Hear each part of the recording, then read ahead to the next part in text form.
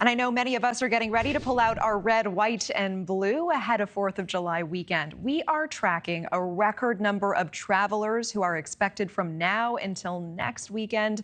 Do be aware, TSA is predicting more than 32 million people to screen at airports, more than 3 million flyers expected just today. So that's more than 5.4% more than last year. And NewsNation's Brooke Schaefer has the details for us. Brooke, I know you are inside of Miami International Airport. What are you seeing today?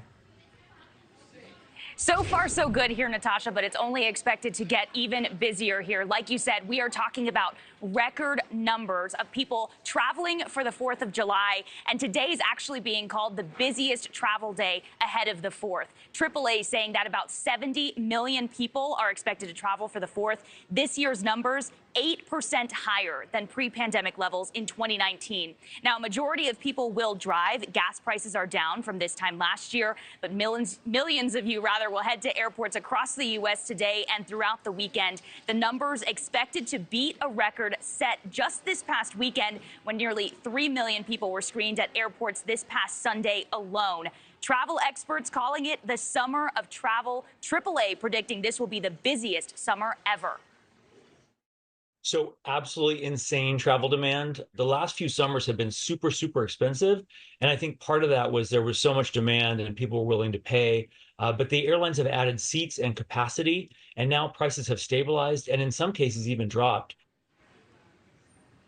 And that's really been the standout news here, even among record travel numbers, the deals, believe it or not, that are still out there. Airline ticket prices are lower this year than they were last summer. Those deals are driving the numbers we're seeing, as is the appetite for travel. A lot of people eager to get out of town. Business travel is also starting to boom once again. So you put all of that together, Natasha, and we're seeing those record numbers this 4th of July.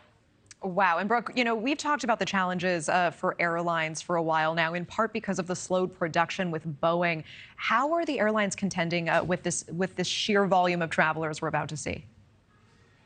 Yeah, exactly. I mean, you talked about Boeing, Natasha. Boeing really slowed down production after that incident in January. You'll remember these pictures, of course, when the door plug blew out mid-flight on a 737 MAX 9. Boeing slowed production of their airplanes when that happened. And then this week, actually, Boeing is now being sanctioned by U.S. investigators for sharing information about the federal investigation into that incident. But all of that being said, right now, experts tell us that it hasn't had too much of an impact on ticket prices. The real question still is how long production will be slowed for. If this drags on and airlines don't get the number of planes they're expecting, it could impact prices. But for now, these airlines continue to say they are ready for this summer of travel. Natasha? A summer of travel. All right, Brooke Schaefer live for us at Miami International. Thank you so much.